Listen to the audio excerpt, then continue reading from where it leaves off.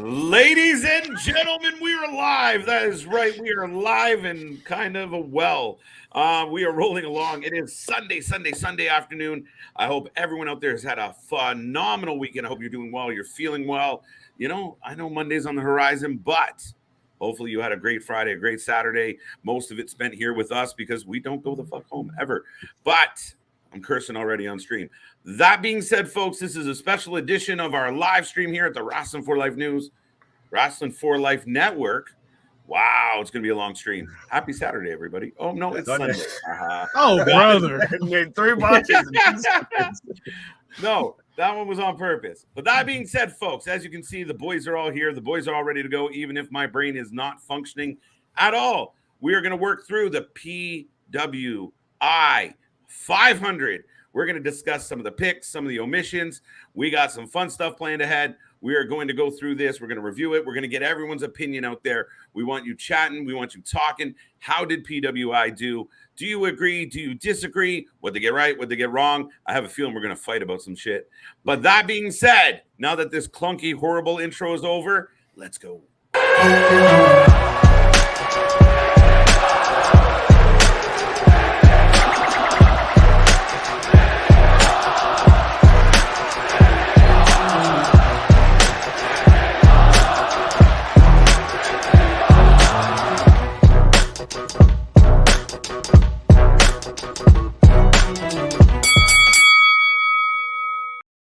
Ding, ding, ding. All right, let's try this again. We are the Wrestling for Life Network. We are back at it. We are back doing our thing, and we're ready to roll. As always, I am every night and every day, apparently, KJ White, back at it with, I am the Iron Man of YouTube, and I'm back at it with the troublemaker, the master of mayhem, the one, the only, Big Nick.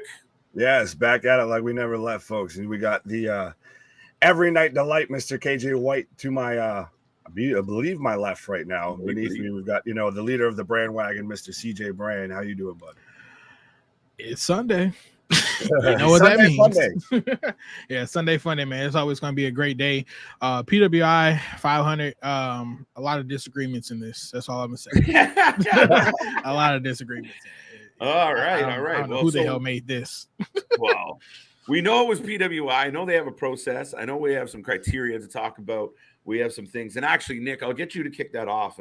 Yeah, we want to remind everybody, how do they come to this goddamn conclusion? Because some of it's very convoluted. It's got a little bit of kayfabe worked into it and everything like that. So the criteria for the 2022 PWI 500, the evaluation period is from July 21st to June 30th, 2022.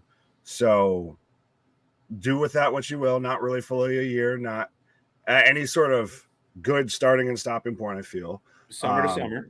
Right. Their activity requirements are a minimum of 10 matches total or 6 matches in separate months. And they have their ranking criteria, in-ring achievement, win-loss records, championships, tournaments won, their influence, which is visibility and prestige within a promotion, and/or the industry, their technical ability, which is quality of moves, matches, and ring psychology, and competition success against the most varied and highest quality opponents available. I'm sorry, I wasn't laughing at you, Nick. KJ, no, I get it. Like I said, there's a bit of kayfabe. It's a little smart marky. It's a little marky. Yeah, let me see the funky bunch. Yes. The fuck is that, bro? Dude drinking out of fucking arrows. Right. Best cup ever. What the hell? I was like, wait, he just brought it in out of nowhere. Man, so committed to the gimmick, he lives it. Oh my gosh. Look, let me bring mine up. Yep. Well, that is the criteria, folks. So by all means, I know a lot of people had a lot of feelings about this countdown. I know a lot of people, and I mean, some people take it too seriously. It's kind of like the star ratings where people go nuts. Like, that should have been a 5. Relax. Yeah, but we will go through. And we're not going to dive all the way through 500 because that seems psychotic even for us. I did laugh at the fact that, where is he? I think Hook made the top 200. Good for Hook. Hook. I think he's 1-0 something. But anyway, that being said, folks, let's take you through a quick run of the essentially what we're looking at is the top 10 for PWI, and we'll see how we feel. Oh, I will warn everybody. What? What you will find on the countdown next to PW's pick, as far as number 10 and so on, we have a gratuitous Nick pick. I know we don't like sending out. You don't like sending out Nick picks, but we got a Nick pick for each one. Yeah, send Nick picks responsibly, folks. Wow. So we do have that. But yeah, folks. So as you can see, and I will let you all know my criteria for my picks and everything. It was vitamins, what? How much have I drank? Stiff alcoholic beverage, what? I watched a lot of wrestling, what? And that's about it. What? So with number 10, we've got Jonathan Gresham.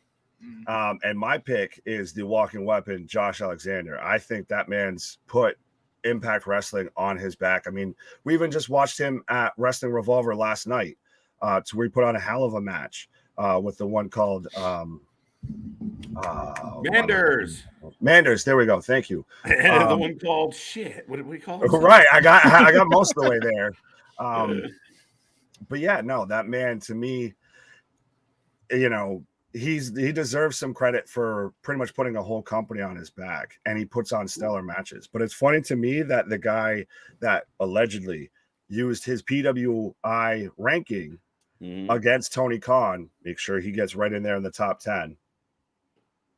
I mean, for me, looking at some of the names on this list, like I'm trying Go to where he's figure out. frozen. What? That motherfucker frozen. I was confused. My bad. Yeah. Are you there? You I'm good? here. We're all Okay. good here. We're all All here. right, you're fucking with me. No, literally go back on the stream. You froze. You was like, I think it's I weekend. was at confused Bernie's. at first. I'm like, he's talking, but He's not there's saying no nothing. movement. There's no movement. Right. Now, All right. No more based on interruptions. some of the names, just that we got, like, look, John Moxley, number 12, Matt Cardona, number 13, Josh Alexander, your pick, 14, Drew McIntyre, 20, Seth Rollins, 17. Those are all people that I think had a better year than Jonathan Gresham. Well, and that's the thing is with that, you have to go back into their whole weird criteria of that time frame, which to me, like I said, it makes no sense. It's like when we did our, half year, Golden KJ Awards and everything. Right. That you got to have a clear, good point to really judge this off of. You can't go like summer to summer, because then what, you're going to go off of like with like the summer of Punk that keeps never happening. I mean, it did happen once upon a time. We were going for Summer of the Punk 3. I guess we got greedy on the trilogy. Yeah. That's sad. You'll never get a Summer of Punk ever again. So.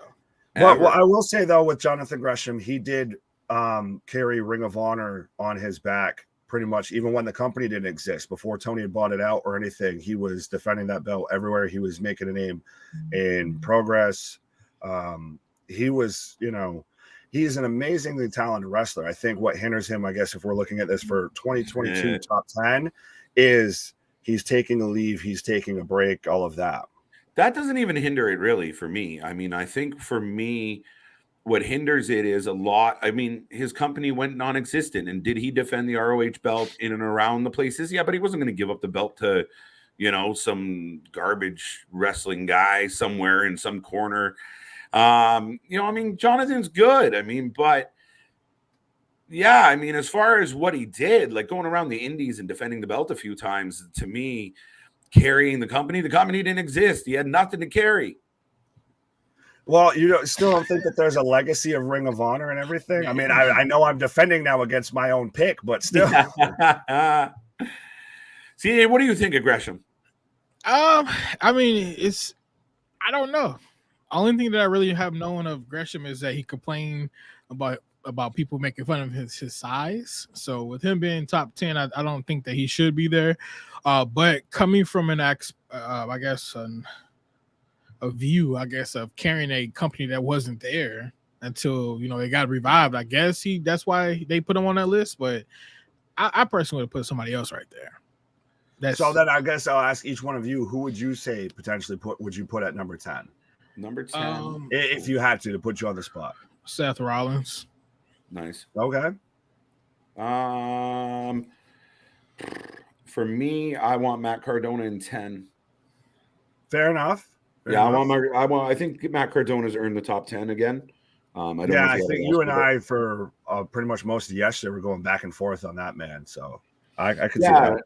I mean, they have him at 13, right? Like, I think Moxley should be higher on the list, and we'll get to that. But there's a whole lot of people because I mean, you even have Drew McIntyre at 20. You have MJF at 16. You have the guy that I picked, Josh Alexander, is sitting at 14. So yeah, fair enough. And I mean, shit, but we'll get into that. But let us know out there, folks. What do you think? What do you feel? Sorry we were late. The tandem offensive lateness.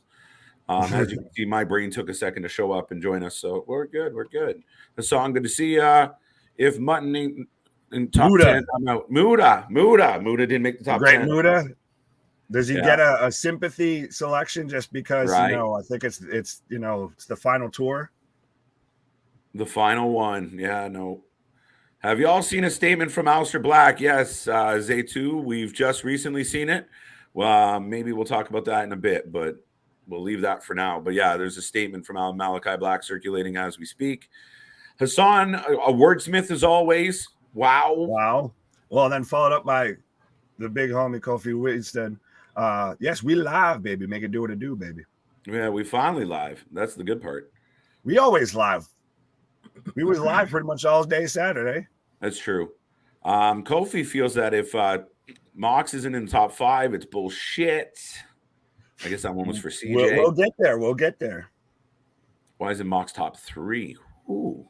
It's popularity contest. We'll get there, folks. We'll get there. We're still just at number 10. We got plenty of time. Right.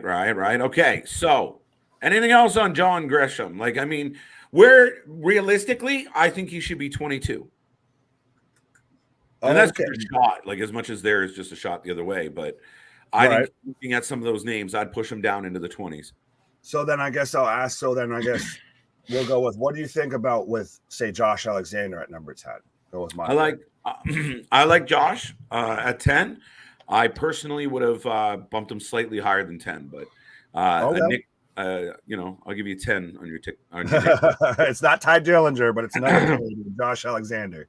Yeah, he should be in the top 10 based on the year he had. And one of the most compelling wrestling stories that took place over the winter and kind of dragged out because he got deported. Moose speared his wife. Yeah, people forget about that whole part. So what the fuck isn't Moose above Josh Alexander?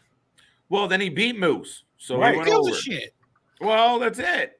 Moose, so you're just going off of moments then, though. You're going off of... In that case, then they're going off of moments with MJF as well. MJF had one big moment of this year, right? No.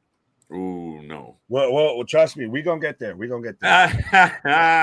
right, let's move on to number 9. We'll see what number 9 brings. I feel like the debate's going to get heavier as we go here. Right. The higher up we go here. Number 9. This is a tough one. So we've got Big E at number 9. Big E didn't make my top 30. Oops.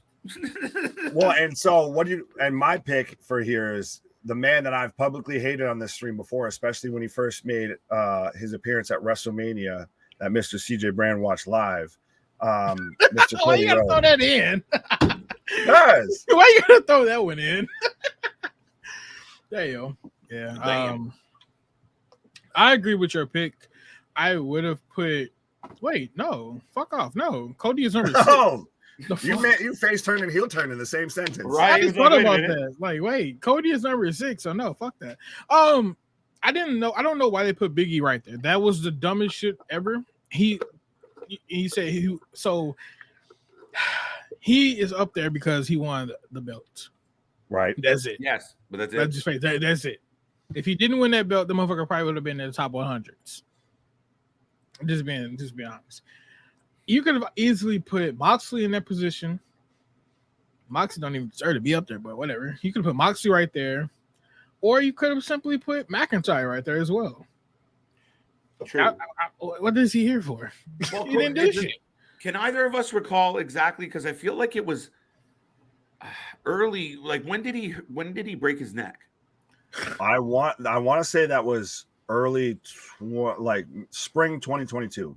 Right. So I mean, if he's been out for if the evaluation period was from July to July, and he missed a quarter of the fucking year, and still got number 9. Why? His title run was so embarrassing. I think he now officially holds the records for the most losses by a champion ever. He went under over. He went under over. He went under over and over again. It was a lack, and this is what we're going to talk about. Another gentleman on this top 10. Same thing. Just because you have a belt doesn't mean shit to me, and I get it. Part of their criteria is awards and winning tournaments and shit. But get the fuck out of here. If you're a bad champion, and it's not his fault he was booked the way he was, but he wasn't a good champion, and unfortunately got hurt. So to me, he should have been knocked right down. And making the top 10 doesn't fit here for me either. Do you think though it could have been a little bit? And this is no knock on Biggie at all because I love the man.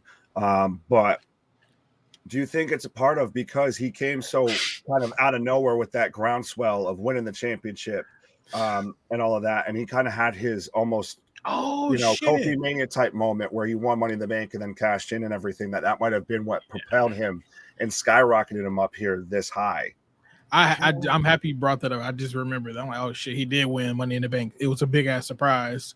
Right. Yeah, he did cash in on Bobby Lashley, right, and beat him for the title. So yeah. So I think that might have played a big part of, because like you said, I think actually you both said, of if he hadn't won the title, he probably wouldn't be up in this top 10. Yeah. So I think that moment, and it being such a shock moment and a surprise moment and a feel good moment, that it's catapulted him. Yeah. Like you see with, like, if you watch any draft for any sport, to where somebody gets, a little bit of good buzz about him and then they skyrocket up boards. Yeah. And I maybe some of the sympathy because of what he went through or what he's currently going through. Right. But still, to me, I mean, if you're calling spades a spade and you're kind of working this out on paper, to me, there's a handful of guys that had a better year than Biggie. Mm-hmm. So then I guess I'll follow that up with my pick, Cody Rhodes. I think he's the first big defection from AEW to WWE. And that happened at WrestleMania. That's when he made his big return and everything. Yes, he's been out very similar to Big E with the injury with the purple pec. That's been, a topic of controversy on the channel and everything. Purple pec of doom. Right. But he's already still looked at as he was looked at the favorite to win Money in the Bank. He was looked at as the favorite to win the Royal Rumble as well. He already still is. So I think that has to be taken into account. And wait, why is he the favorite? Is it just because we said he was the favorite? Is that like I think it's just the consensus of that Cody's coming over there with big plans behind him. He's not coming over there to just have a really good U.S. title reign. Yeah. Oh, I agree. He is my pick. I just thought it was funny that we were just like, he's a favorite. And I was like, wait. We're that influential, DraftKings, FanDuel, all that. Take notice. Was that our call? Yeah, no, I think Cody Rhodes at 9 is solid. I mean, I kind of, off the top of my head, had him a slightly higher 7, 8. But I mean, now we're just splitting hairs. I mean, one moment that you thought was better than I did, you pushed them to a 9 instead of a 10, or vice versa. So I don't mind Cody Rhodes being in the bottom end of this top 10. I know CJ was like, wait, he was 6. Are you more comfortable with? We're spoiling it a little, but are you comfortable with him? I'm comfortable with a 6 because you got to think about it. It's not just for WWE. He was in AEW this year as well, still just for like a month or whatever. But I mean, he did do something, I guess. So I mean, okay. Yeah, I mean, he had some matches. He was a leader. I mean, whether we loved or hated his promos, he was a focal point of the company. So for me, yeah, I mean, it's a collection of work. I mean, he was in AEW. He was working his ass off. He did have a TNT title at one point, I believe. Remember he went through the whole interim shit at New Year's. So yeah, we go into January and he's kind of rolling along. But again, he had one of the most talked about wrestling moments of this year. Like when we get to the end of the year, we will be talking about that moment. Well, we have to point out that CJ was there for it. But that moment where, the music hits at Mania, and even though we kind of knew guys like me were still dumbfounded that it was actually happening. Right. And I think the injury that he's had recently and everything, that's why to me it does knock him down a little bit, obviously, because he's still much like He's only Big been E, out a couple for good. months, right? But still, he's still been out. And granted, he did have that feud with Seth Rollins that kind of went on to nowhere. So that's why, to me, I guess I know he's at 6 on their list. To me, I ding him down a couple points. Ding him down a couple points. Yeah, but like you said, KJ, it's 6 to 1, half dozen to the other. So where would you have Big E on the ranked if he's not supposed to be 9? Hundreds. Oh shit! No, he's in the 20s. He's in the 20s. In the 20s. I put him. He still had that good that feel good moment. He still was a champion. He still had a career high and everything. Hopefully not the last one. But especially he did have good matches like him versus Drew. I was hoping that him versus Roman would have been a bit better, built a bit better, but that's more a problem with the booking, not with him. Right. Yeah, I mean, but yeah, no, I do see what you're saying there. And I mean, he is a good wrestler. I don't dislike Big E. I just feel like, he just hasn't hit a certain stride, a certain mark. So, and the injury didn't help. And hopefully we see him back one day because he is a character. He's definitely eye-catching. He's definitely got charisma. He might be the next Titus O'Neil. Oh, respectfully. Respectfully, he's Titus. No, Big E, I'm a big fan of Big E. I'm a big fan of everything he does outside of the ring, and just he, to me, if there were ever going to do a New Day split, Big E's the solo act out of that. Yeah, I think so. No, that's what we got. And look at his ass. Well, still, but he done. How the hell you got a fucking solo act? You won the Money in the Bank. You won the damn title. We put your ass back with your boys, and then you get your fucking neck broken. Whoa. That's Rich Holland's fault. That's not his. I give a two big meaty men slapping meat should not be goddamn belly to belly in. Simple. That whole spot was a nothing spot in a nothing match at the time. That was very dangerous. Yeah, and he got hurt, and that's what I think we see a lot of. But that's a different topic for a different day. Right. That's Rumble. Just quickly getting back to the crowd, to the fans. See what a couple people say. Who'd MJF beat again? What do you mean? You're gonna make me pull that up. MJF didn't beat nobody really. Nope. He didn't beat Wardlow, so that's why I was saying I really don't see why he's even in the top 20s. Oh, so we're gonna have fun later on. I saw your last Saturday night. What? Did you? Don't tell anybody what you saw, please. Tell more people. Tell them to come watch us. Share, subscribe. Be a friend. Tell a friend. Carlos says, I only watch WWE and AEW, so I can't speak to many of the other guys, but Seth Rollins should be 2 in the top 10. He carried Raw for a good portion. We're going to get to Seth because I think so too. Seth got shafted on this. One of the criteria is his win-loss, right? So this man goes under 3 times to Cody. It doesn't help his ranking, but man, did he help Cody come into WWE and look like a fucking superhero. Right. Even taking a loss to a man with a purple pack. Wow. Wow. Normal guy, baby. Maybe late teens. Oh. Do fucking picture. Wow. All right. Who's number 8? Number 8. Who the fuck is him? That is. You're not allowed to say that. El Hijo del Vikingo. Vicino. The Viking. The Mexican Viking. The Spanish Viking. Sorry if he's not from Mexico. Okay. Now, they do go worldwide, and I understand why this guy's high in the ranking. I think he should be outside of the top 10, maybe 12, maybe 13. He is a badass, though. Oh. You didn't put him in your top 10? Disagree very much on this. This man was very much of inclusion. We've got somebody from AAA in here because this man, for those who don't know, because trust me, I didn't know, he's the AAA mega champion. Yes. He also hasn't defended that title since February of 2022. So for anyone that knocks Roman Reigns for not defending his championship, Roman's defended it more than this man. I don't have him. Christ, even I in my top counter argument to 50, that. top Hearsay. 100. Objection. The longest person that has not fought for the title is Braun Strowman. Let's get that correct. 4, yeah. That's crazy. For the greatest Royal Rumble. Oh God, yeah. Wait, what? I'm like, what? Yeah. Does that mean it comes back now? Right. Maybe Saudi. We're going back to Saudi, but the champ is here. Was right. Man who you'll never see step foot in Saudi. I was surprised that he was even there at the press conference for a Saudi event. Right. Sami Zayn. Was he at the press conference?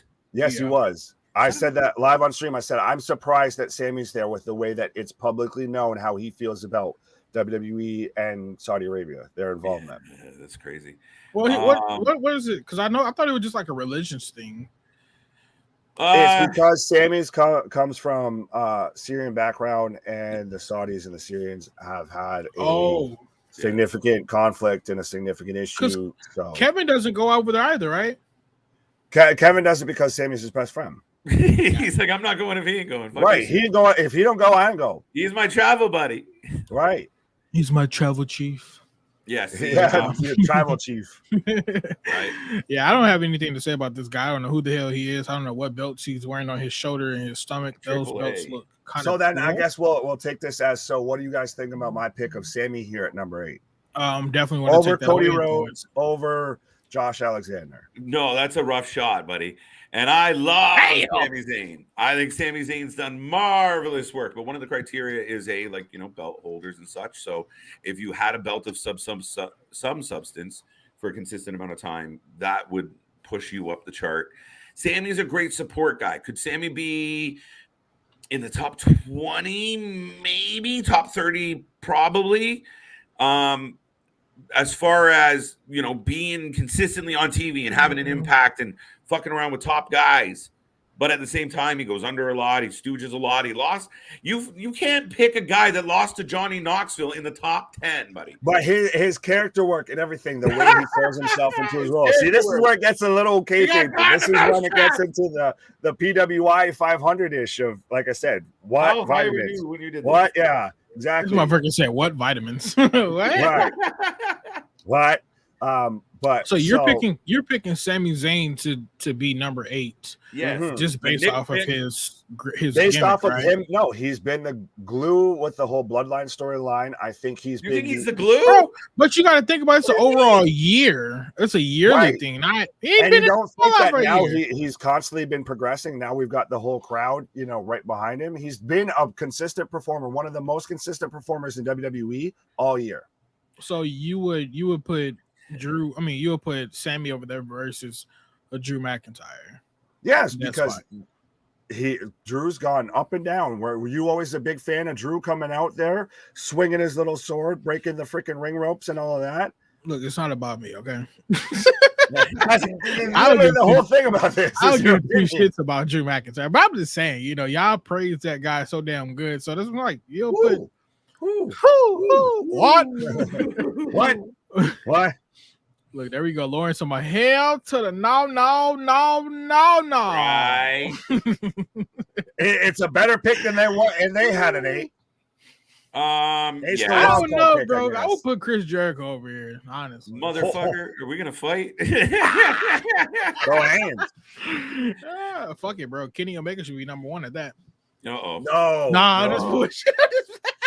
I'm a Kenny fan, and I don't even have him in my top 10. He's not in top 10. Thomas says Sami needs to be an 84. 84. Chris gives it a 50. Damn, he's not. Again, he's a good support guy. He didn't have enough of an impact over this year. year. Who catches more backlash, my pick or this guy? That's the funniest part. But I mean, right. Everyone's giving my pick more credibility than their pick. You know what? I think part of it is, he's the mega champion, but Vikingo or whatever, Vikingo. Why the fuck is an FTR up here? Well, that's all funny. Shoot. Wait for it. Segway. What the fuck? Bro, why did you use this picture of this little ass guy? This dude looks so fucking little This compared to man that everybody looks else. Yo. absolutely like when he's the Time goat. out. I can defend myself. Originally, the background was completely different, so he was on like a platform, and then I flipped it to like kind of the pastel-y retro bullshit. And I noticed, but you know, we were late as it was. I wasn't. They've been talking about You look so little. what the fuck? Like FCR? What the hell? Okay. Little Timmy, number 7. Wow. Oh God, Daniel Bryan. I love Daniel Bryan. Oh, bro. I felt weird. He gets an honorable mention, I guess, in my top 10 of one of those that like there's some that it's weird where to place them and everything. But so yeah, they had Bryan Danielson at number 7, which at their time of their whole, I guess, criteria, I could see that. Currently, no. Outside of just the match that he's built up for Grand Slam, he, like you said, KG, he's gone under constantly. He's super talented in the ring, but he's booked terribly. And of course, I broke one of their rules and picked 7-star FTR because what better place to put them than at number 7?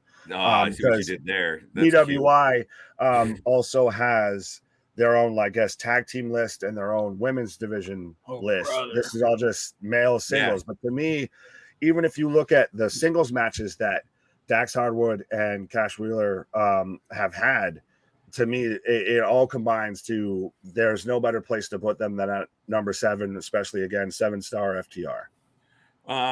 Yeah, I mean, it's hard to make the comparable as far as where FTR ranks among single competitors. I will say that my vitamin loving friend. I'm looking at it as wrestlers right now. I include tag teams that view themselves as they're a tag team act as they're one. Okay, and like the Briscoes would be one. The Usos would be one. If that's the case, not only should FTR be on the list, they should be higher on the list. They should be 4 or 5. Because they had a fucking, if you look at them as a single entity, that, okay, what did these guys do in this year and compare them? They had an amazing year, full of belts, full of control, full of wins, full of press, full of fucking cheers and pops and excitement. They got over and got over and got over. They got dodged by the fucking the crybaby Bucks. Yeah, I would almost, if we are gonna go that way, I would squeeze them. I know I didn't, but I'd squeeze them into 4 or 5. Well, and someone pointed it out in the chat that Dax is ranked on the PWI as a singles at 101. And I'm trying to find where Cash is ranked. Well, I don't know. Did Cash have enough singles matches to meet the criteria? That's again, that goes back to that whole weird kayfabe smart Cash mark. is not on the list. I don't get their weird criteria. Dax is 101, right behind Kyle O'Reilly, which Dax had a better year than Kyle O'Reilly, to be honest. Facts. What is Cash's name? Is it CASH or? Yes. Yes. Yeah, he's not on the list then. He's at 101. Oh, Dax. Or you mean Cash? Sorry, I was looking at Cash didn't win. Or Cash isn't on it. Part of the PWI 500 as the singles. It's funny. Your partner's 101 and you are 0. And I have them at 7 collectively. Bryan Danielson. The problem here with Bryan Danielson at 7, I think he should actually. Now, when I was asked earlier this year, who's your favorite, who's the best right now, it was Bryan. Right. Tony Khan and his systematic booking has completely destroyed that, and we're going to see more of it on Wednesday, which is sad. But he went under and under and under too many times. To me, he's around 10. I had him in my 10 spot. But for Bryan, I mean, you had everything. If this was 4 or 5 months ago when he was kind of on that streak, pre-BCC, he would be number 2 or 3 for me. But again, there was no accomplishments behind it outside of, he came from the other company. He won some matches over there. But at the end of the day, dude, I mean, he hasn't had a great year. Well, it goes back to him being booked to constantly go under. And, I mean, he was the big defection, I guess, from WWE to AEW right this year. And his heel work and everything when he initially got there was great. And then, like you said, I think it's all of his Blackpool stuff. He was, that was the top Bryan Danielson we got in AEW. The Blackpool everything so far is just him being the buddy. Mm-hmm. What do you And he's think? gonna. What's that? Yeah, CJ. I don't know. It's hard to say because Daniel hasn't really wrestled this year that I can personally remember. That says a lot. Right. I don't have not one memorable match from. Matter of fact, I'll just say this: I rarely pay attention to AEW. That doesn't help. That's what I'll just say. I rarely pay attention to AEW unless it's something that I don't know. They got to do something that's not Gimmicky. Yeah, I guess it's the gimmicks, and it just depends. Like that show, it pisses me off. Pre CM Punk bullshit. The pre CM Punk bullshit. I don't know, bro. I'm trying to think of something, but I can't. I literally don't have anything at all to say about it. You don't? No, I mean, I don't know. I don't think that he should be in the top 10 at all, honestly. Right. I think he should be in a low. I think he should be like. I think he should be in the top 20s. Just for the simple fact, I mean, he ain't did stuff. He ain't did nothing. No, he made an appearance over in AEW. He, like you said, he went over and up and under and up. And he had like matches. that. He's been the one that's tugging on the whole heartstrings of Garcia about Garcia joining the Blackpool Combat Club. Right, but that is he bled with John Moxley and that's what formed the whole Blackpool Combat Club and all of that. He went through the whole matches that we've had recently with Jericho. He's about to compete for the AEW World Championship. But but what are you talking about? You have to think about that's not within a year time from. That's only a month or 2 months. If it's true accomplishment, more than most people have accomplished. Right. But what I'm saying is that you can't base it off of just a couple months compared to PWI. They're doing a year. Mm-hmm. What has Brian done in a full year? Yeah, this came out September the 4th. Then if you go into a full year, you have all of his work when he first came over to AEW. Yeah, we got to ignore. Wait. Hold on, wait. What? You repeat yours. I didn't hear you. What you said? I said, but then if you're going a full year, then you have to include all of Brian's heel work when he first came over to AEW. That's all these matches included in that. That's what I'm saying. But you wasn't talking about it. You were talking about his stuff now. But that's what I was saying, that I personally don't remember half of the shit that happened before. So in my view, he don't belong in the top 10. Just from my perspective, because I personally don't remember half of the shit he was doing. I mean, I think he gets credit for a really good match with Kenny, a really good match with Paige. He gets a really good match with Moxley, a really good match with Yuta, a really good match with Garcia. So he's been in a lot of really good matches. He just lost a lot of them. If not his in-ring ability is what carries him here. Mm-hmm. And he suffers Jericho-itis. The minute you get with Jericho, you get sleepy and groggy, and your fans stop cheering. No notable side effects. We should do an infomercial. Notable side effects are singing Judas in your sleep. Right? No, I actually had John Moxley at 7. And I had Brian not in my top 10.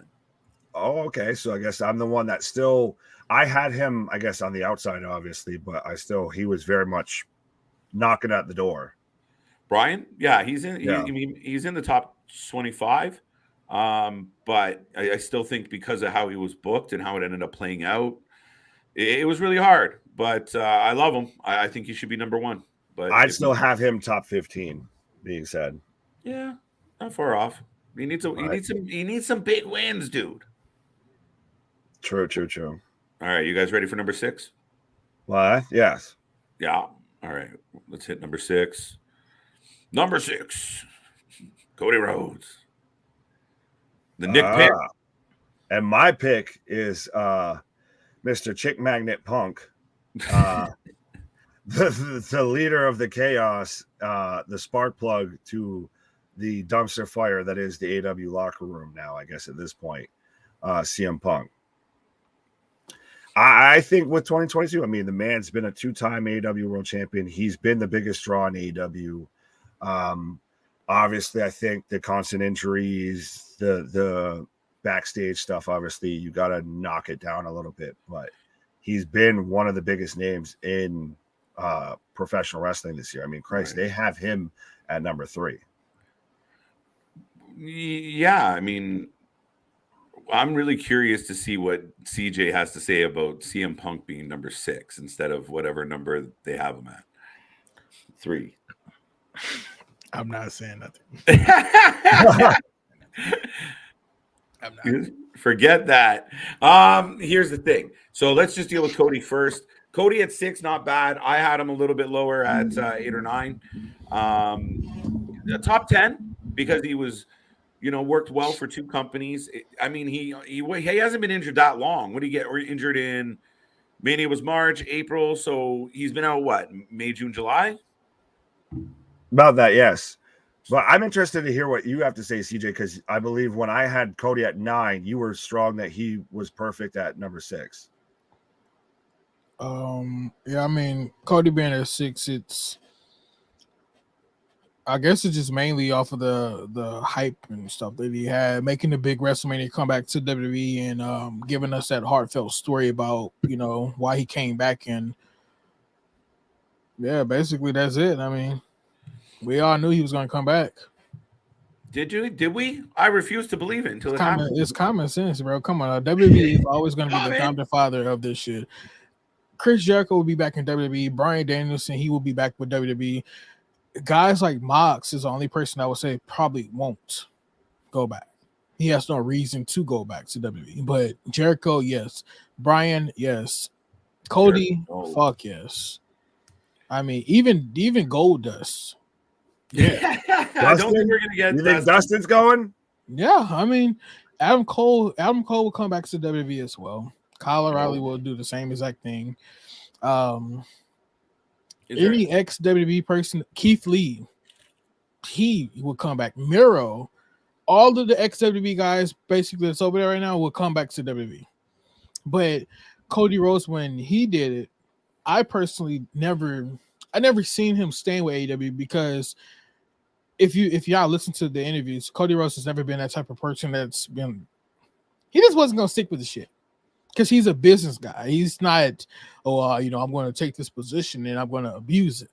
He didn't want to do it. He's actually a workhorse, just like his father was. So to me, that's why I say it's just common sense. But being number 6, I probably will bump him down to at least, I probably will put him in actually number 10 spot.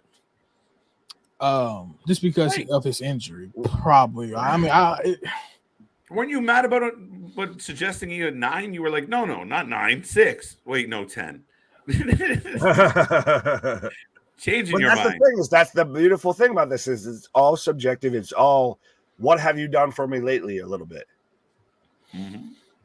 And once you start talking it out, you start going, okay, wait, maybe not. Wait, now we need to really bounce this around. Yeah, because I mean, he really didn't do shit within a year. He came back in April and fought Rollins, delivered good promos, had a great pop, and got injured. So that's what I was saying. Like within his year time span, it hasn't been anything unless they're counting that 1 month he was with AEW. Because if they count that, then I'll say sure 6. But if we're just talking about strictly WWE, then no, 10. But you don't think the moment of him being the first one to defect from AEW to WWE doesn't make that a big moment for 2022? But didn't you say this goes off of wins and losses? That's part of it. That's part of it as well. So, well, I mean, if we're going for popularity, then the list influence is a category. Well, in that case, this whole entire list needs to be fucking redid.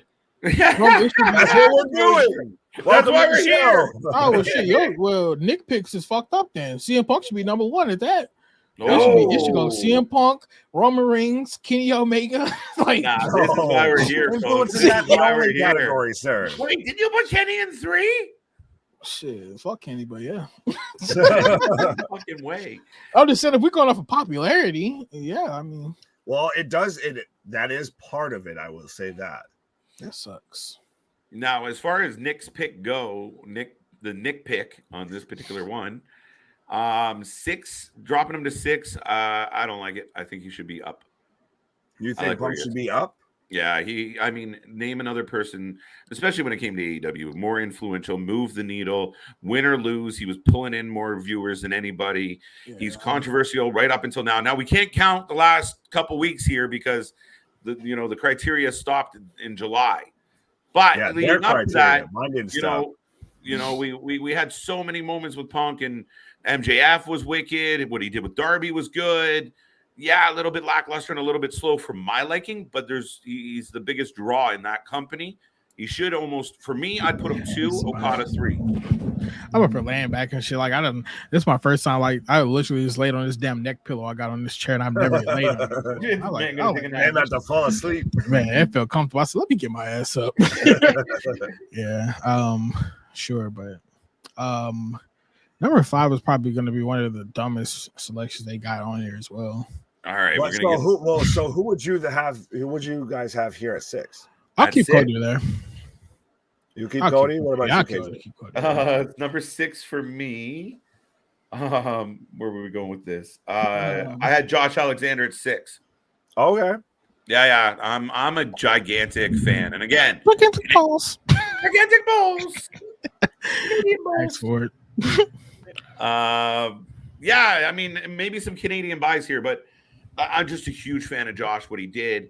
I'm not exactly sure solid. I mean, you almost need a calendar to keep track of all this shit, but he dominated that X division. He gave over the thing, gave over the title,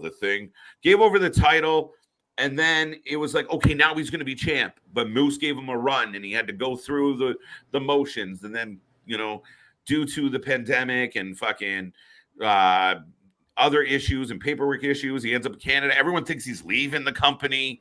Comes back. His return promo was outstanding, where he told everybody exactly what he was about and what he was going to do. Loved it. And since then, he's been on a tear. His title reign hasn't been super great. I haven't loved some of the matchups that he's got out of him.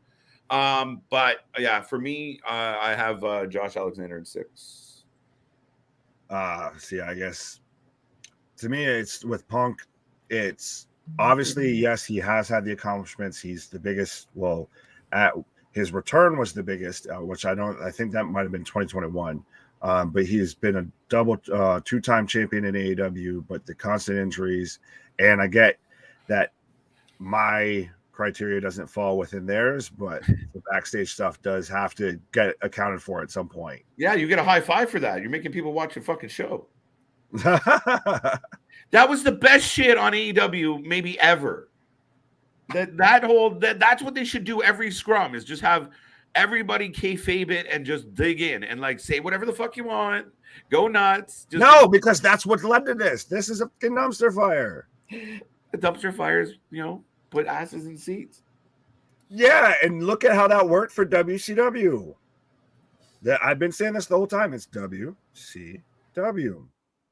Right. WCW. I don't know about that. Now we're getting off topic, so yeah, let's turn it into Rumble real quick.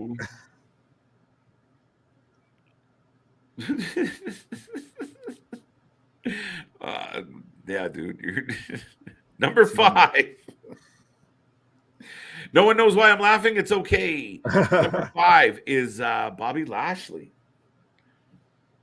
And my pick here is Jay White, the catalyst for All Elite Wrestling, for everything that's going on in New Japan Wrestling right now. They even have him in the top 10? No, Jay White was not in the top 10. I believe he was. Jay White was 23rd. Yeah, and I have him at number 5 because, like I said, this man is currently the IWGP Heavyweight Champion. Like I said, I love his whole gimmick right now of he's the catalyst for everything going on in professional wrestling, and he's very much become the face of New Japan Pro Wrestling. No, he has. And I mean, part of the Bullet Club, obviously his work with Impact Wrestling as well. I like Jay White. I mean, I like Jay White on the edge of the top 10. I didn't have him quite in my top 10. Huge fan. Easily could make the top 10. But let's talk about the man of the hour, the man that we're here to talk about, not Nick's pick. Speaking of Nick pick, he'll be right back. CJ, you see Bobby Lashley. What do you think of the year he had and comparable to the ones around him?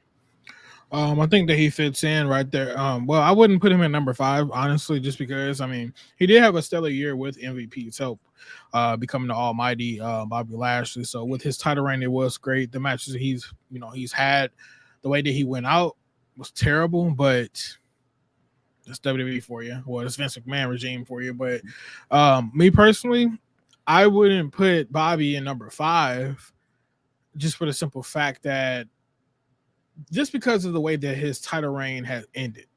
That's probably like the most shittiest way that he could have went out. Other than that, I mean, the total build up was great.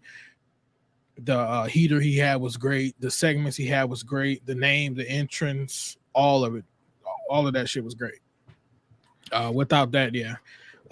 Number 5, like I said, no. I probably would put him at number. I'll take whoever the hell that Hijo guy is and put him at number 8. You're gonna put Vakino there? You would put him still there? No, I'll put Bobby at number 8. I don't know who. No, that's what I'm saying is that you would put Bobby there. I mean, it's interesting how Bobby was number 3 last year, and now he's still up in the top 10. I don't have him in my top 10, to be honest. Now, is that a little bit of bias? Because we had, again, it's a tough one, but when you do look at what he did, as far as he's been around the title picture, he's been around gold, he's been in. I think the Austin Theory shit slowed him down a little. We didn't really care for that. And he's been all right as a baby face without MVP. He's better with MVP though, and that little run there was pretty solid through this period. So, yeah, I don't necessarily agree with you, but he's definitely close to the top 10, if not in it. I mean, yeah, you got top 10 for me. But you have Big E in the top 10. Bobby Lashley had a better run than Big E did. True, he did more than Big E did. I mean, you can win the Money in the Bank. Well, no, they have him. But are you going to pull the trigger? The top 10 more than I did?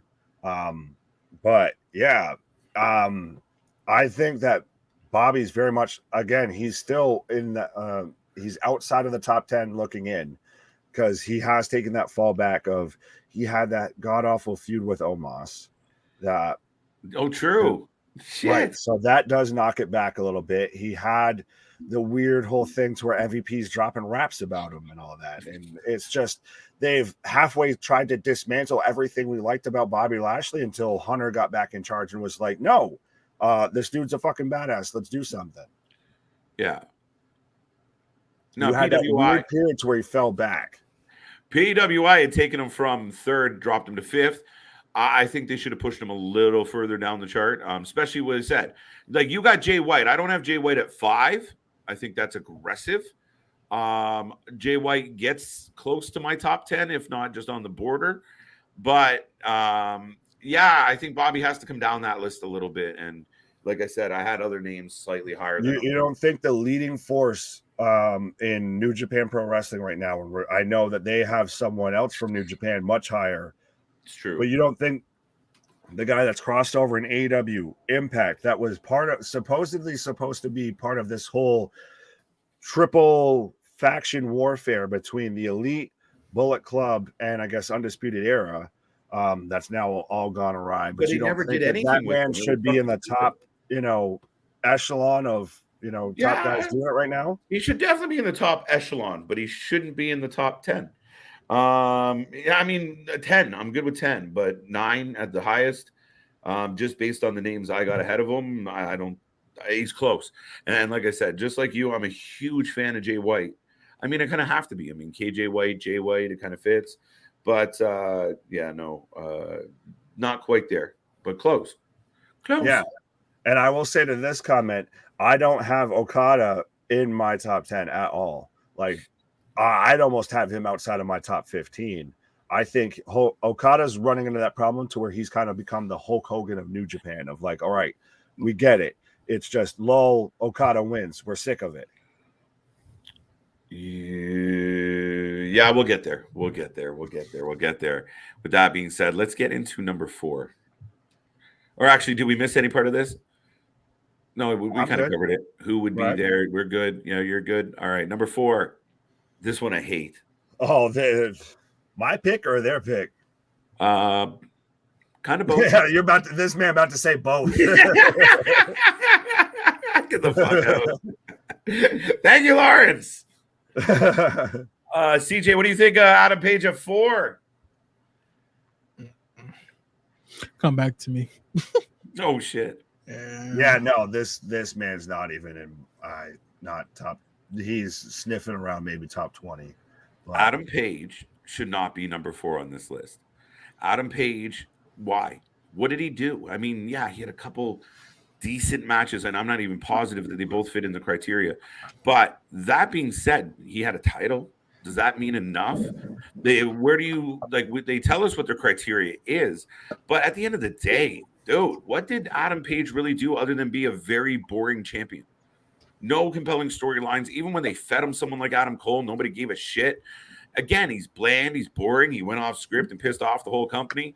Even though we want to bash Mr. Punk about it, I do believe that someone else went into business for himself to cause that. That might not even be in the voting window. It doesn't matter. But overall, top 10 for Adam Page? No way. Not today, not tomorrow, not any day. He needs more. He's been hanging around the Dark Order. The minute you fucking spend your time hanging out with the Dark Order, no offense, Dark Order, but that instantly pulls you down towards 50 on the list. Should he make the top 30? Yeah. Should he make the top 20? Close. But top 10? Number 4, top 5? Come on. Even Jay White, even Ospreay had a better year, even though Ospreay doesn't belong at 4 either. That's a biased pick if I've ever seen it. Wait, a little bit, but I mean, I think most of their picks are biased, so fuck it, I'm allowed to sneak one in there.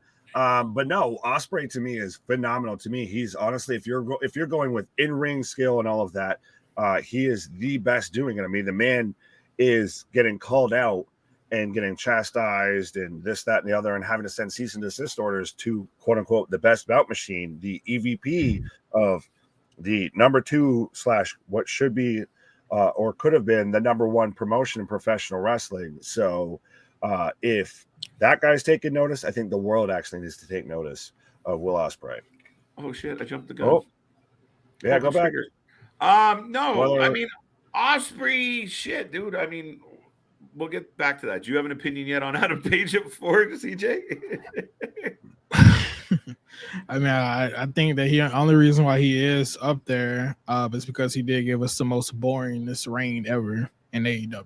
Yeah, well, it's the longest booked storyline in AEW. Yeah. That's it. That's it. No, I mean, really, it was lackluster. I mean, now let's deal with Mr. Ospreay. Listen, you can sell me on Jay White with his belts, and you can sell me on the fact that he's a catalyst, and you can sell me on the fact that Jay, could be in this top 10. I believe that. Jay's good. Ospreay being very talented doesn't mean he makes the top 10. If we're going to go with that case with Daniel Bryan, that we have to make that case with Ospreay. I didn't put Bryan in my top 10. Ospreay's better. But has he performed better over the last 12, like in the 12-month window? Yes, outside of the way when he's booked versus the Elite, yes. Think about it. Every match so far recently that has involved the United Empire, has involved Will Ospreay, anything like that, has been, the top match, the best match. All 3 of them? On AEW. All 3. Yeah, well, that's fucking not fair. That's like being, no, I can't even say it. But, yeah, that's, fuck. That's like being the fucking, I don't want to go there. But nonetheless, the point is this. I get it. He's highly talented. Big fan. Overall accomplishments, not bad. Top 20? Yes.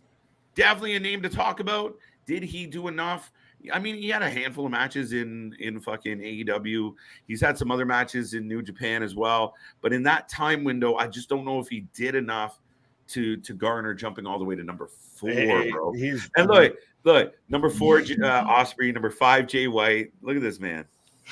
Yeah, I watch all this stuff. Like, you're not the only one, but that doesn't mean no, it's one of those of if I'm looking at it as like my top pro wrestlers in the world right now, if I had to choose my pick, my top rank and everything like that. Oh, fuck off, KJ. Fuck off. You knew exactly what I did, didn't you? I don't know, hiding. No, I mean, Yeah, with 4, dude, it's just aggressive. I think you can maybe put him in the top 10, but now our top 10 starts getting full real quick. So Osprey's there. He just has to win some belts and do some more shit. He's talented as fuck, dude. I give you that. But the Jay White should be at least 5 higher ranked than Osprey. Damn. Damn. There should be a 5 gap between Osprey and Jay White at minimum. Okay. That's my take. Why isn't Vince McMahon on this list? Oh, you should have been, right? You didn't have enough wins. He's in the not 500. Oh, brother. All right. We'll quickly get to number 3. Controversy. Did you do this on purpose? No. Purposely put MJF on the Punk slide? No, but it's where it should be. Okay. So let's just focus on PW. The number 3 ranked wrestler in the world between July 21 and July 22. My number 3 ranked professional wrestler right now in 2022 is MJF, Maxwell Jacob Friedman. That's what it right is. Now, are you including the last 2 weeks? That's cheating. No, that's part of if this is a list of 2022, sorry that they have a weird screwed up ranking. That's their problem, not mine. Well, we're voting on the criteria in which we're dealt with, and the right, rule but that's still it's still if you go with that, MJF's been the biggest headline, honestly. Outside of if you want to go outside of the past couple of weeks, who's been paying has been more paid attention to when it comes to AEW? MJF or CM Punk? Bray Wyatt. No, that's just you. Oh shit.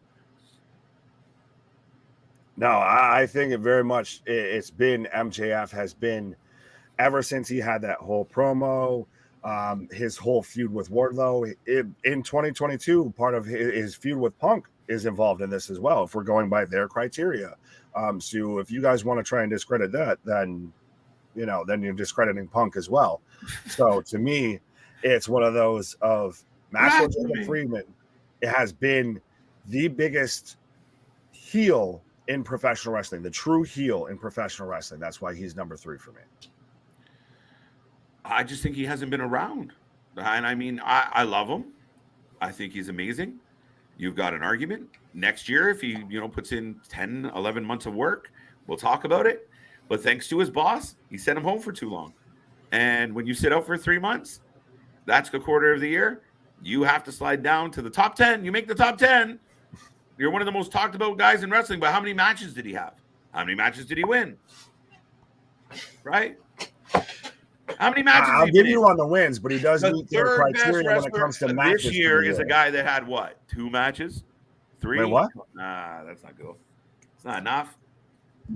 All right, so CM Punk being in the top 3, that's going to be a good spot for him, just based off the popularity wise.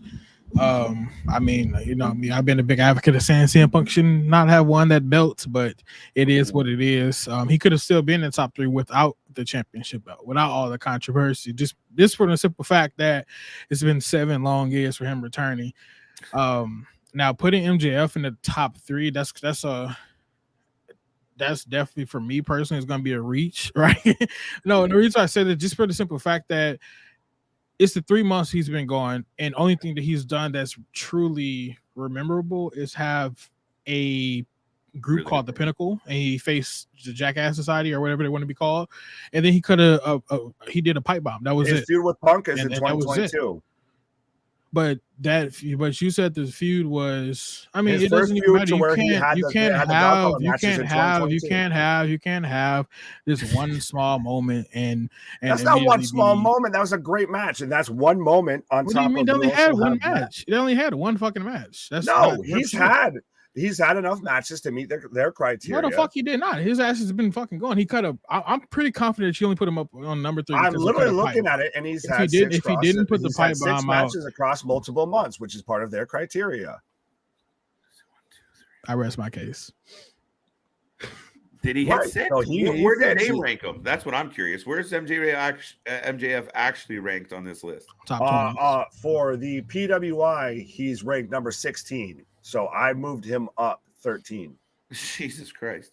No, I mean, I'm pretty comfortable with 16.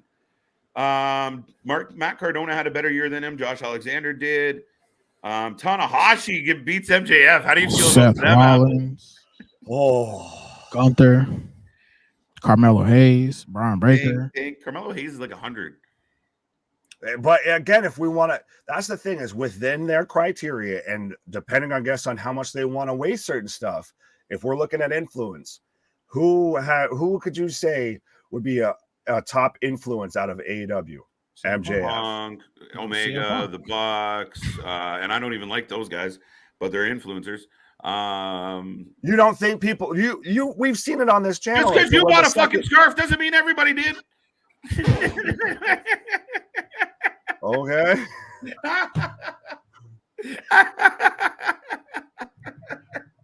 No, I'm kidding. Number 3, I mean, I think what gets you kind of lost on this is that there wasn't enough wrestling. I still to this day don't really know if MJF is a great wrestler. I know he's a good pro wrestler. Like, he's great on the microphone. He's great with this. He's a good talker. How many, like, oh shit, matches did MJF have? The only one I can think of off the top of my head was actually with Orange Cassidy. No. CM Punk, the dog collar match. That his was a match good with one. Darby. Yeah. Yes. Well, with Punk's a good one. What was the other one? His match with Darby. That was all right. It was okay. You don't think that if we're gonna go outside of 2022, you don't think the trials of Jericho and all of that, or the trials of Wardlow, none of that was good to you? None of that was entertaining. Gimmicks. Yeah, but I mean, again, we're talking about the top wrestlers in the world as far as what they've done. And MJF, just, to me, I don't even know if he, like, when you're like ranked guys in the ring, I don't know if he makes the top 10 of in-ring competitors. But this is overall. I understand that. But I think you've you bought a scarf and I get it, but I think go ahead, come on. I think you just tilted your seesaw a little too far to one side. Mm-hmm. Just a little bit. Mm-hmm. Mm-hmm. But 3, that's why it's subjective. I like it. I think Punk should be number 2. Oh. I think Punk should be number 2. Like you said, I like Okada. And I mean, I think I said on another stream, number 1 and 2 are pretty locked in. And then I thought about it, which we do. Yeah, I mean, overall, again, for all the reasons that you picked MJF at 3, I pick him for Punk. Noteworthy ratings, accomplishments, a title. Too bad he keeps getting hurt. Title again. Now, the last title was outside the voting criteria, but we're going to ignore that for my argument's sake. But yeah, as far as being, to me, he's been your top draw in AEW. To me, he's number 2. And the guy that actually finished in number 2, a phenomenal year. He could be a solid number 2. But like you said, we've got a lot of them. Right. CJ, who would be your number 3? Oh, no, you like Punk at 3. Or do you like him? I was going to say, if I had the point, but I forgot. Okay, so my top 3 personally would be Roman, CM Punk, and then Chris Jericho, if we're talking about relevance. Because out of all of this, Jericho has been the person out of all this whole entire list, besides Roman and Punk, who has been, man, big ass screen. Leave me alone. But no, like realistically, I think that Jericho has been the most person that's on this list to me that has been on the island of relevancy more than, I mean, Adam Page, Lashley, sadly Rhodes as well. 3? That's where I would put him at. I would put Jericho at 3. I would go Roman, CM Punk, and then Jericho. Then I would go Cody Rhodes. Oh, and then down from there, I don't know. But that's what I probably would do if we're looking at Jericho. Jericho's number he's in the top 20s? 22. Yeah, so I would move him up just because, I mean, we've all said the same. I mean, fuck, I forgot about Moxley. Yeah, Mox has got to be up Mox there. would probably be my number 4, I guess. Oh, we're gonna probably put him at 4. Cody getting pushed down to 5. I know, right? Yeah, I probably put Mox at 4. You damn right, bro. I don't watch no fucking wrestling at 10 o'clock on Thursday nights. I don't know what the hell go on. It's been good. Now, by all means, fans, you can do what JV just did. Let us know your top 5. Roman Punk, MJF, Cardona. I know Cardona makes my top 10. I think he was overlooked. But yeah, Cardona definitely did more in the ring and outside the ring than MJF, than Kenny. I think Cardona had a great thing though because he broke away from WWE. That's probably what really got. But I think you're looking all the way back into 2021 and 2022. If we're looking at 2022. Yeah, he was only hurt for a little bit. He was still stayed relevant. People were still talking about his arm. He was still using social media to be palatable. And then he got back in the mix again. So I think Cardona made my top 10. Just on, close. But that's definitely a good shot at 5. Rhodes, again, popular with a lot of people at 5. So CM Punk draws more eyes than anybody in the company. Losing him and the people talking about Punk's fired. Shut up. There's a lot to be worked out here, but he's apparently injured for 8 months or suspended for 8 months, depending on how you look at it. And it'll be curious how this all plays out. I mean, 8 months is a long time to wait for a payoff. So I don't know what's going to come. But overall, I think as far as drawing eyes to wrestling, CM Punk's number 2 in the world. So who's your number 3? My number 3 was Okada. Gotcha. Oh, okay. So you just. So then let's roll on to number 2 then. Number 2. Since we've talked about this man enough. And so my number 2 pick, the man that everyone's been saying, I guess, has slid way too down on this. And I know my rating time and ranking or whatever is different than theirs. But to me, Jon Moxley's been the backbone of AEW. He needs to be at number 2. You know what makes me mad? CJ made sense with Jericho because how much we've seen him and how much he's been involved with. Think of everything. Anarchy in the arena, like these big moments, whether we love them or hate them, Jericho's been fucking in everything. Like, and to a point, Mox has been in some of those too. But when where I was taking it was when you take it out of whole, yeah, we will say we're tired of Jericho, but we also say the same shit about Mox. Jericho is working without that strap. Now, Mox, you got to have a strap for some reason. But my whole thing is just Mox is doing too fucking much because he's with AEW, then he goes to GCW, and then a different fucking promotion when it's like, you're doing too much. Jericho is proving us that he's doing this one. He's doing. I mean, we fucking see them both the same amount of time. Jericho's an anchor. Moxley's not. Wait, what? Jericho's an anchor. Jericho, we've even talked about it, of how everybody that gets involved in a storyline gets dragged down by working with Jericho. Yes, he's featured in a lot of stuff because he constantly wants to. Jericho is the cause of AEW. When Jericho leaves AEW, for fuck's sake, we're going back now 3 years and everything. What do you mean? It's still relevant to this damn day. AEW, we're talking about 2022. If Jericho leaves right now, AEW will literally turn into much more of a shitstorm than it is right now. If you listen to any of the news out, Jericho was one of the people that was in the meetings that people were actually happy with, and because he act like a manager and act like an actual fucking adult compared to CM Punk or anybody else in the damn locker room or any of the other fucking EVPs. There you go. So that's what I'm saying. Like Jericho, Jericho was one of the biggest people that came to AEW. Yeah, you have Kenny Omega. Those are fucking indies guys, but you had a big name of Jericho. Moxley wasn't a big name. Jericho is still the biggest name out of Moxley to this damn day, and it's always going to be that. So your favorite performer right now in AEW? It's not a favorite performer. It's not a favorite. Your top guy in AEW is Chris Jericho? I didn't say he was the top guy. I told you him number 2 out of PW 500 for 2022. No, I'm going all the way back to I'm when rebutting the foundation of the company. I'm rebutting your pick though. You have Moxley at 2. I'm saying if this is what we're looking at the actual fucking list, Jericho would be my number 2 pick instead of fucking Moxley. Moxley doesn't do shit. He fucking gets on the ring, fucking bleeds, win a belt, and bitch him on.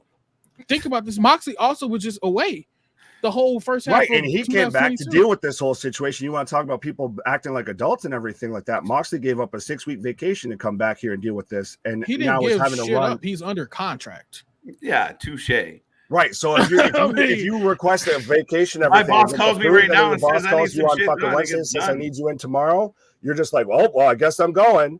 If you gotta do what you gotta do. Yes, buddy. I mean, and he can't help you're it. But you're under now, a contract at the end of the day. again, here's where let's first off talk about Okada. Okada's been a terror. He's been destroying it. A lot of people had him at 2. I originally said, yeah, that seems pretty solid as far as globally what he means to wrestling.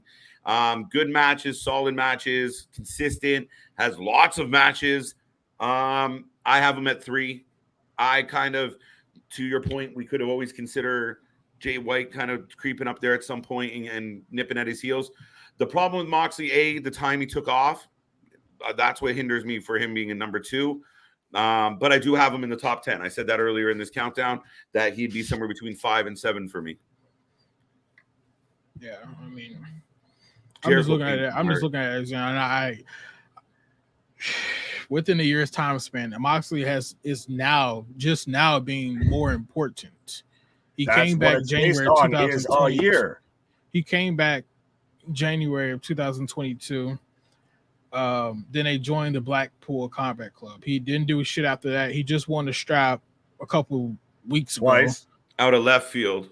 Right, out of left field. So, I mean, what is why should he be number 2 over Chris Jericho when Chris Jericho has been here working and weighing down everything that's been going hot right now? He hasn't been weighing down anything. Eddie Kingston, you can't block Eddie Kingston. He has a bad temper. Oh, for I mean, don't get mad at me. I mean, what the fuck? Look at the fucking news. It proved you fucking pie-faced a fucking little kid, basically. You have a fucking bad temper. Grow the fuck up. I mean, come on now. No, I get it. Than me. You got me fucked up. Fuck that. Listen, Jericho is a giant leech, and I've been very critical of Jericho as far as what he's done. Now, will I put again, your argument to have him in the top 10, number 2 seems way too high for Jericho, just for the record. 2's too high for Moxley as well. But nonetheless, the thing about Jericho, and I hate admitting this, whether it's out of his camaraderie or his friendship with Tony, he has been on the show almost more than everybody. It's why, Daniel Garcia every fucking week, we need this guy to pie face somebody to get a suspension just to give him a fucking break from having a match on a fucking Dynamite. Yeah, I mean, for me, it's a funny thing. I think Jericho and Moxley end up kind of intertwined a little bit. Moxley edges him out because of 2 title wins, but one was kind of handed to him. To me, even if you don't agree with Mox being at 2, which I fully get, I still think he's at least top 10, bar none. He's definitely top 10. I don't see Jericho top 10, and I think Moxley ends up higher than Jericho for looking at 2022 as a whole. Fair enough. And CJ, you also had Moxley in your top 10, though. Yeah, he'll be in the top 10, but not no fucking number 2. That's silly as shit. I'm just being real. That's silly as shit. He didn't do shit until a few fucking weeks ago, and when he was hand given a fucking title, and he's damn near on the route to being hand given another fucking title. I mean, it's bad looking overall. From Chris Jericho should be at number 2. That's what I said that multiple times. We just argued about that. He should be number 2. He doesn't need He doesn't need the belt at all to stay relevant at all. He's better than everybody else that's been mentioned on this list outside of one person. I just told you have Mox as your number 2 pick. So I'm not rebutting this fucking dumbass list. I'm looking at your pick. And since I'm looking at your pick, I'm saying, fuck yeah, Jericho should be number 2. Fuck Moxley. Motherfucker don't do shit but fucking bleed. You just came back. You joined the fucking group. I like this one. Moxley is the toughest SOB in AEW, or at least pretends to be. I added that part. Period. Everyone is automatically an L in everyone's mind when they face him, and he squashes the fuck out of Punk, like he should have. Work rate matters. Work rate does not matter. You know what? I'm gonna bring up this point as well. When Mox came back, who the fuck was he feuding with? Chris Jericho team. Because he has to feud with something hot. He feuded with fucking now he's with Daniel Bryan. Check this out. He came back. He was feuding with Jericho. Stopped feuding with Jericho. Won the belt, right? Now look at this motherfucker. Who is he feuding with again? Jericho. No, MJF. He's not feuding with MJF yet. Not yet. He still has to promos on each other. But when I said that the other day, you said no. I didn't know. I didn't say. I said that I would like to see Brian win the championship, but we go that angle with it. I didn't say that we wouldn't get, potentially Mox versus MJF. Yeah. I think We're Jericho, not like there you yet. said, I he's want been it. a leech this whole time. Yeah, I know. It really has been a fucking leech. But yeah, I don't put either one of those two. Like, you both are fucked for thinking that. But whatever. I think, at the end of the day, they are the twos and the undisputed number one. And it's not even, to me, you don't debate this. Don't. Wait, let's just check. I'm good at number one with Roman. CJ? Right. Nick? All right. So we got Nick's picks on the screen there. So yeah, I don't think, is there anyone out there in the chat right now that it was like, fuck Roman Reigns? I can't put up with Roman Reigns. He's not number one. And I think the hardest thing for wrestling fans to do at times, especially with lists like this, is take their personal kind of feeling out of it. Like, the people say, like, oh, well, I don't like him, he's a dick. And you're like, well, he's supposed to be a dick. What do you mean? He's doing his job. Right. Undeniably one of the biggest, baddest runs we've seen in a long time, if not historically. This guy is on a heater on a completely different level. Roman Reigns leading the bloodline, adding people like Solo now. We're all clamoring, like, maybe one day Jacob, or how does this all play out? Where do we go from here? What's next? But he has been dominant. And whether you love him or hate him, his matches have been entertaining. The matches have been good. He continues to win. He's got belts. And I don't think this is going to stop anytime soon. But for the last longer than a year, going on 2, this man has just dominated. And if anybody watches a Roman Reigns promo, the way he comes out, the way he does his thing, and doesn't think that this guy's the top of the food chart, they're not paying attention. All right, that's fine. Yeah, no, I think it's These two are taking a moment. It's clear as day. He's been the top guy for not only a year, for 2 years now. He's the alpha and the omega, pun intended, when it comes to pro wrestling. He's the final boss. I feel no one is more of the complete package when it comes to a pro wrestler than it is Roman Reigns right now. And I get that everybody's, oh, well, he's still a Vince guy. Oh, it's only in WWE. This, that, and the third. Mm-hmm. Acknowledge him. Acknowledge him. You have no choice at this point. He's taken it all. I don't think there's any objections anywhere across the board on this one. Makes it really easy to kind of sum it up. But what do you got there? This is how Roman should be booked. It took a while to get here. What happens if he wrestles Moxley? If Cody beats him, where the F we at then, CJ? What do you mean if Cody beats Roman? Or I'm confused. You got Mox in there for what reason? What happens if he wrestles Moxley? So Roman beats Moxley, just for the record. Roman would fucking dominate everybody. Should just miss easily. If we're talking about booking wise, you would get one of those matches to where you get Roman that he's just looking at him, just talking to him the whole time as he's picking Moxley apart. Yeah, I mean, would it be a great match? Yeah, it'll be something similar to what we had with. I'm gonna be real with you. Moxley is only up there because of the way that he's being, the freedom he has. First of all, that's that. That helps. If he was still under a WWE contract, Moxley would not be this big of a name. He wouldn't be put in a fucking top 2 or top 10 or top fucking 5 if he was still with WWE. Why? Because WWE is going to humble the shit out of him. And he needs to realize that you're not that good of a wrestler. Your finish move sucks as shit. I don't even get that no more. You went from a DDT to a fucking suplex. That don't even make any sense. How the fuck am I going to really get hurt from that? Go back to the DDT. It felt better. It looked better. Now you're fucking chicken wing suplexing me, and now I'm supposed to be fucking knocked out. That's the paradigm shift, right? It doesn't make sense. I agree with you on that one. That's one all the bleeding doesn't make sense either. Like, that shit had to stop, and I'm happy they fucking stopped it temporarily. But fuck, I mean, it's. I don't even want to say I hate Mox or I don't like him. It's not him. I don't think it's him. I think it's just the way that he's being booked and the way that they have a fucking image of him. And if it's all Mox, then fuck him. I mean, that shit needs to stop. Like, none of that shit is cool. I mean, I mean, I shoot on everybody like this. Fucking CM Punk got the same treatment. MJF got the same fucking treatment. Roman Reigns has never gotten this treatment from me yet, but it's going to come to a time where he's going to get that fucking treatment. Chris Jericho got the same fucking treatment. I mean, well, what happens if Cody beats Roman? Then what? If Cody beats Roman, then it's the end of his era. I mean, what do you want me to say about that? I mean, that's the shit that's already been planned out for him. If Roman drops, I mean, theoretically, who the fuck is going to beat Roman? Cody Rhodes. That's the only person that you can truly think of. He can't get beat by McIntyre.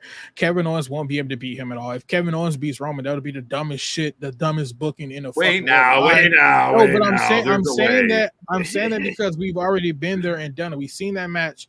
Don't do it again. Same with McIntyre. Don't want to see that shit again. AJ Styles can't beat him at all. This motherfucker talking about Sami Zayn. Go kick rocks, bro. Come on now. Cody Rhodes is probably the only person. Brian Breaker is not even that moment. Brian Breaker got fucking beat by Dolph Ziggler.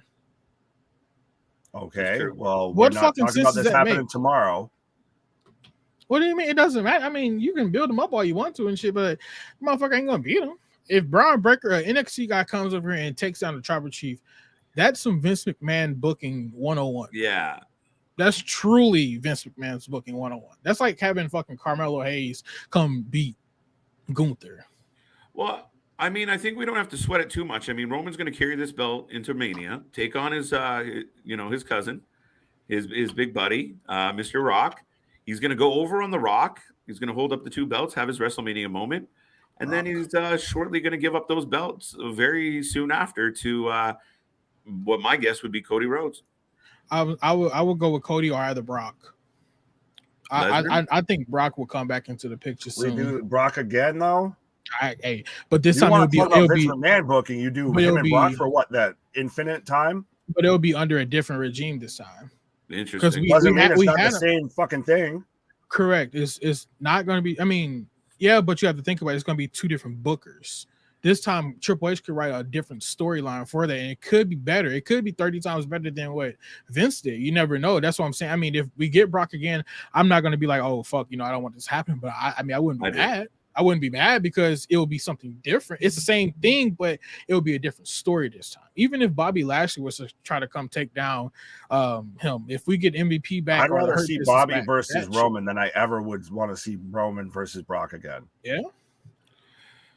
Yeah, it's a tough one because we've seen it so many times and it's been so similar. It'd have to be something like crazy, like out of left field of like, I don't know, we're back and we're gonna fight in the fucking on the farm this time. We're gonna bring all the tractors. No, I don't know. There's gonna be something. If Heyman turns. Yeah, but we kind of had that ship sailed, and Vince and his buddies fucked that whole idea up. There was something real magical there. Look, see, I'm talking bad about Vince. He knows. Yeah, no, I think they had an opportunity with the Vince stuff to really fucking tackle it and take it home, but they dropped the ball as far as how to write. Sorry, not the Vince stuff, the Paul Heyman stuff and how it all worked in. And right. Well, we had a couple moments where we flirted with it, but they didn't do it properly. So yeah, that's why I don't think you see Brock involved with Roman ever again. But it's like, okay, so you brought up Paul could change. How the hell could Paul change though if we got 4 members of the blood or 3 members? It's the only way I was saying was the only way that we could make the Brock thing work. No, but I'm saying, like, if you do try to book that, how would you book that when you do have Usos and Solo Sikoa? Like, if that was something that was actually going to happen, how would you book that right now with Paul? If I'm going to book that right now, so then I guess I'm going to have I think you almost have to tie Heyman into Sammy as his way out of the bloodline through hook or by crook. I'd have to still think about that one. You have to make it more of, you'd have to plan to that we're family, you're not family type of thing. That's the only way you could really, I think, get it to work right now. Gotcha. And that's a bit of a stretch. Reach. Right. CJ, you're a bastard. The Fiend does not need a title. Well, like, quick on a side note before we get completely off topic, but they are like any theories on this whole like random lighting? The White Rabbit, it's gray. Like, what are they doing? Think about it, Ramblin' Rabbit. Yeah, Alice in Wonderland tie-ins. I've heard people try and make that connection to it being Cross, or maybe Cross uses it as a theme song, or God knows what. I think the branch to Bray's a lot The bridge to Bray is a lot easier than it is to go and try and make that a cross thing. No. Yeah. I don't know. Fuck, I don't know.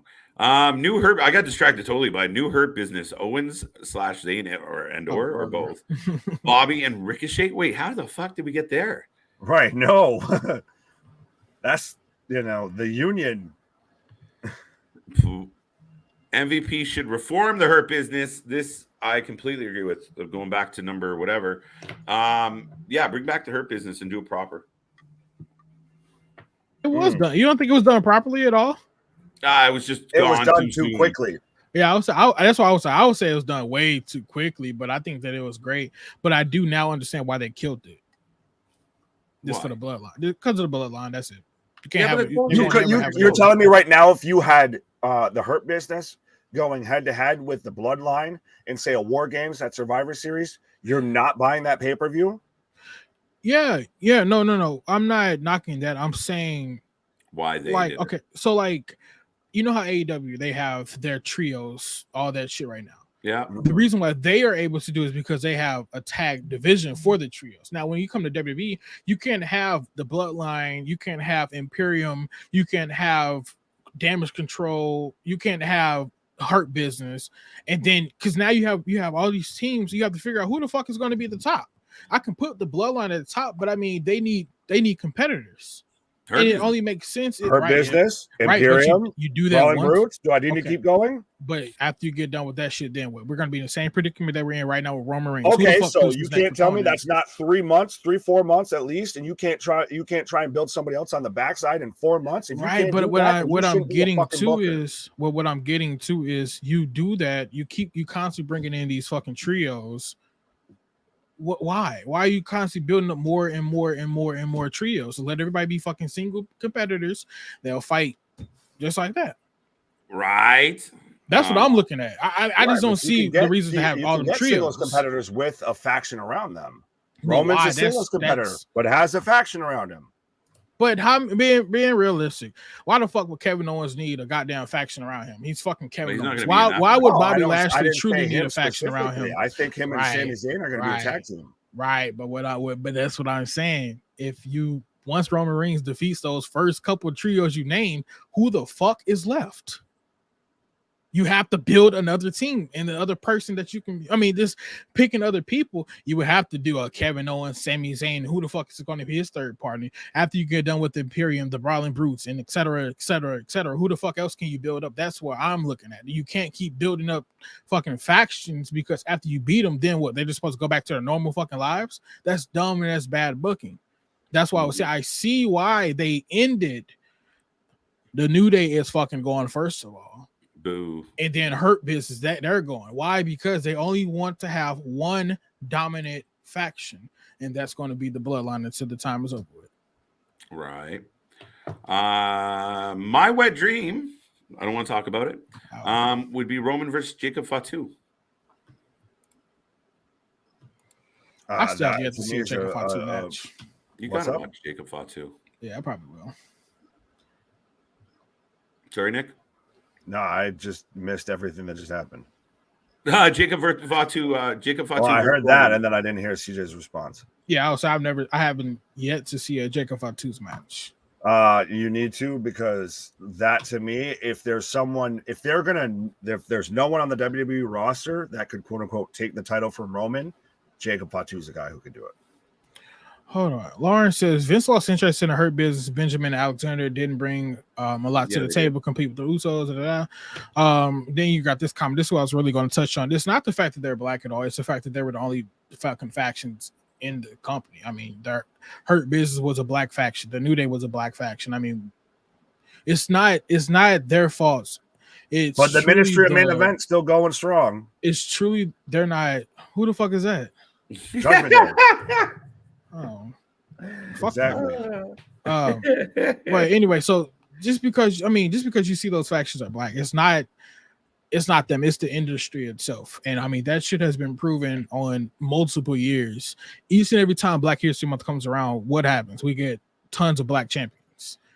As even I think a couple of fucking months ago, we had nothing but black champions, and I think throughout all the company, basically. Even in AEW right now, we have Swerve and the Glories being black champs. Well, Lethal was the black champion first, and who the fuck was something? It was somebody else, but Gresham had a belt. Yeah, Gresham had a belt as well, and I mean, it's just that, bro. It's just that. That's just how they're gonna fucking do it. I mean, if you look through all the WWE history, I think we had more black trios, I think so, than white trios. I'm not for sure, but I mean, I don't Gresham, go look at Gresham's shit. Go look at Gresham's shit, and he will tell you exactly what his thoughts is, and I will agree on that as well. The black people, they always have to have a fucking gimmick or a character. When the white wrestlers, they can just fucking go out and wrestle. That's pretty much the bottom line when it comes down to that. Same thing with the Hispanics, the Latinos, and all the other shit. I mean, Yeah, I more feel that's Vinceism than anything else, though. Like, I very much throughout, like it's throughout all the companies, though. That's what I was saying. It's throughout all the companies. It becomes copycatism. It's Right. Vince set the you know, set the groundwork for everybody, and now everybody has to copy what Vince did. And Vince, obviously, as CJ's even stated, had issues with people of color being in certain positions and all of that. So now everybody's kind of followed suit with that. It feels like I didn't say that. That did not come along. Then I'll say it. All right, this turns into an episode of Rumble. Quickly, before we kind of wrap this little shindig up here today, this bonus stream, I'm looking here. Number 10, we already had. So 11 is Shingo Takagi. 12 is Moxley. 13 is Cardona. 14 is the top fucking 10 to 20 is better than 1 to fucking 10. 14 is Josh Alexander. Tanahashi makes it in at 15. MJF at 16. Seth at 17. Cole 18. 19 is Kenny Omega. 20 is Drew McIntyre. Any of those people, Kenny's too high, by the way. Kenny's way too high at 20. Any of those people in the 10 to 20 that should, or 11 to 20 that should be in the top 10 automatically, or that missed out. I already said Cardona, Moxley, and Seth for me. Yeah. I think. Go ahead, CJ. I'm going to go with. I'm still Chris Jericho's number 22, but I'm gonna go to put him up. I don't give a shit. I'm going with Jericho. That would happen right now. Boy, I froze. I put a spell on you. All right, fuck it. The speculation got you. All right. Oh well. You got Jericho moving up? Yeah. Jericho, McIntyre, Moose, and Rollins. Moose is a good shout. He had a good year.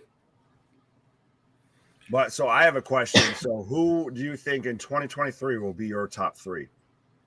Whew. Top 3 in 2023? Yeah. Early Roman, prediction. Adam Cole. Oh, shout. And CM Punk. Wow. Roman, Adam Cole, and CM Punk. Okay.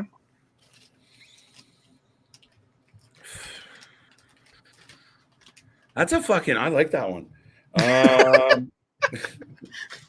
thought you were about to say I think though, if you still need to think, I think it's going to be Roman, Bray, Cody. Wow. Fuck. I'm not even allowed to pick Bray. Bray's number 2. Wait. Who? And Cody. Bray Wyatt? 3. Yes, sir. Bray Wyatt? Yes, sir. Okay. Interesting. Right?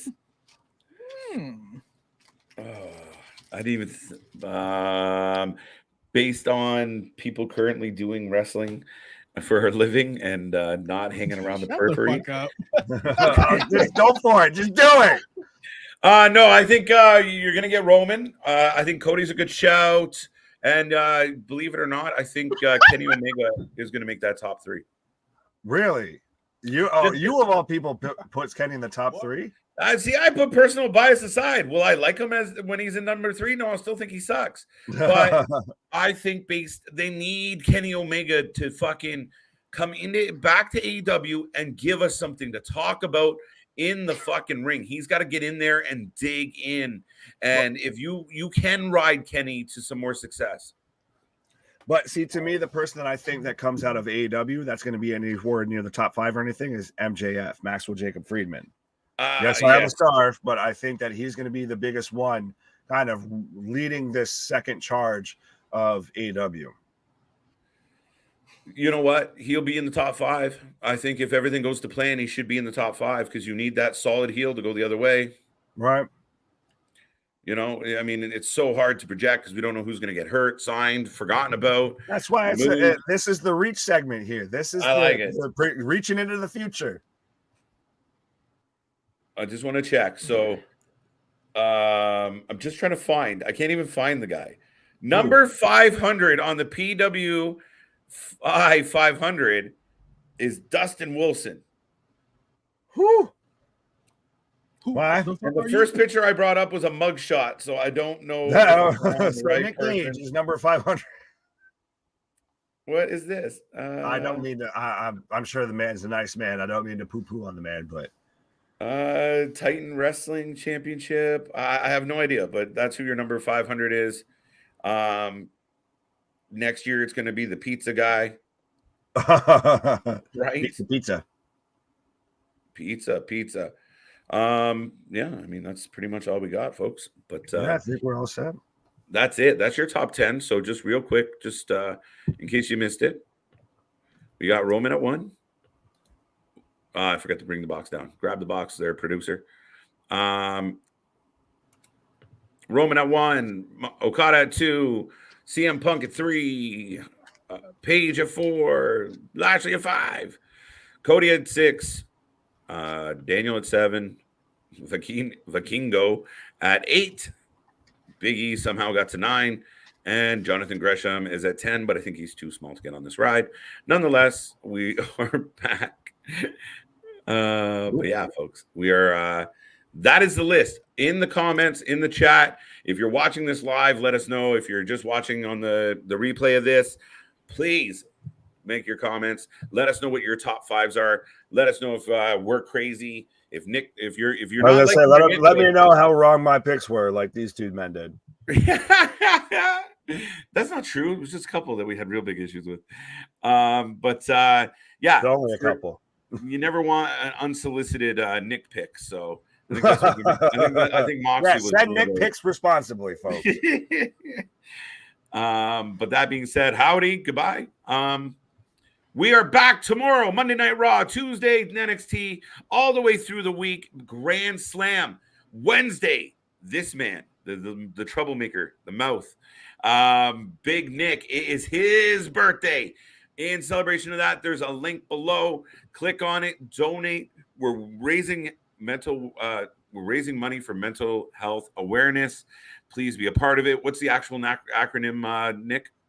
It's for NAMI, the National Alliance of Mental Illness, is the charity that I decided to donate towards. Because obviously, because we had it mentioned earlier, with Malachi Black stepping away from the ringside and everything, is everybody goes through mental health issues. So absolutely, even if you don't donate, just be a friend, tell a friend, at least read the message. Hopefully we at least spread the word of talking about, mental illness.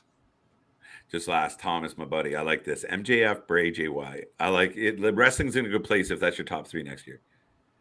I will give you that. I like it. But yeah, that being said, folks, it is going to be a crazy night, Grand Slam, and it is stacked. The card is stacked. We're going to get a new champion. We're going to get a whole lot. Again, Moxley's going to be a hot topic on Wednesday as well. It's this man's birthday. Tell everybody wrestling fan or otherwise, be here Wednesday. Blow the channel up. Make it a historic day here at the Wrestling for Life Network. What? Any final thoughts, boys? No, I think I'm all set. I think I've taken my fair share of lickings, just like the PWI has for their picks and everything. So I think I'm all set. This man's. How are you feeling, CJ? I'm good, man. He good. He's tuckered out. Ladies and gentlemen, we are the Wrestling for Life Network. We are back all the time. We don't stop. And until the next time, which is tomorrow, we will see you on the flip side. Bye-bye.